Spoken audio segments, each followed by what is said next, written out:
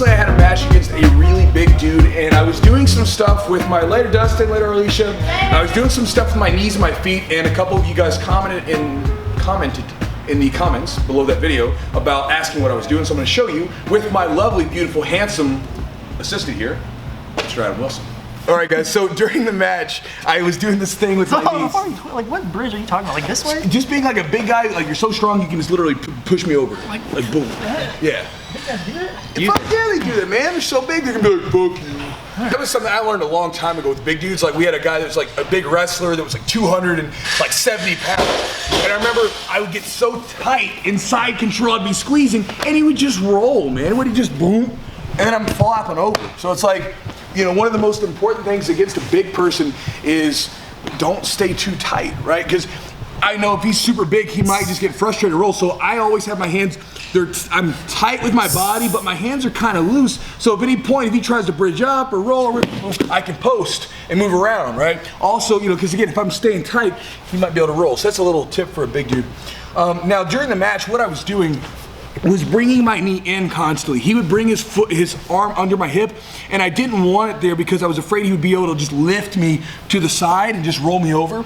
So I would constantly bring this back in, he would put it back in, constantly bring it back in. And the point of doing this is once they stop fighting for that grip, that's what's important, right? Because again, you'll see these grip battles happen, and if he fights for it, he's in a good spot. But the minute he stops fighting for it, that's when I'm like, okay, now I can go in for the kill. Because what I can do now is I can isolate the arms away from one another, okay? So it's just a knee wipe, it's really simple. All you do is we're here, we're keeping our pressure in tight, and he pushes against my hip. I take my knee, bring it in, slide it up against the hip, and slide it up into the armpit. If they fight again for the hip position, bring it back in, and then once they stop, the position I like to go from there is going elbow to the neck, and now I can isolate the arms, set two more SQ locks, all that kind of stuff. Now, one last tip for your side control, no matter what size of opponent you're against, is how to stay active the whole time with your whole body, not just your toes, not just your knees. Because a lot of times what I see is when people want to have a good tight side control, they don't really focus on their knees or their toes. All they do is start to squeeze. And that's not bad, right? Like it's tight, it doesn't feel comfortable. But if I engage my core and everything else, it's so much tighter, right? So you want to think about really trying to press your body from your toes all the way through your chest into the person, no matter what side control position you're in, right? So if I'm in this basic side control here, I'm gonna have my toes active, I'm gonna lift my knees up just a little bit here, and I arch my back to push my chest into Adam. There really isn't a whole lot of arm squeezing, it's mainly just pressure. How does that feel, Adam? Oh, very good. Good.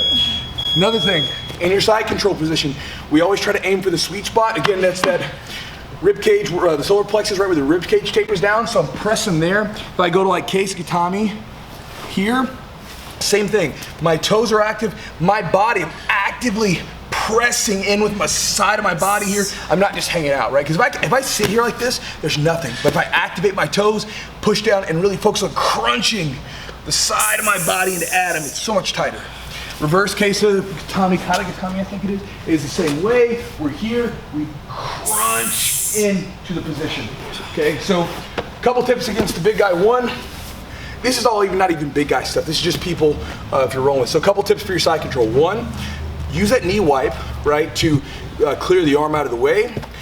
Second tip, stay active with your whole body, not just your arms squeezing, but keep your toes engaged. Keep your knees not so heavy on the mat, because if that's weight, if your knees are heavy on the mat, that's weight that's on the mat, not on your opponent.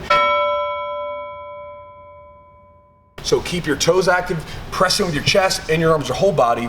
And if you are up against a bigger person, like a really big person, don't get too tight. Keep a little bit of space. Always be ready for that roll, because it's always there. If they're really big, there's a possibility they may bridge up and make you have to post, and because if you don't, you're gonna get rolled over. So I'm done rambling about it. Adam? Adam.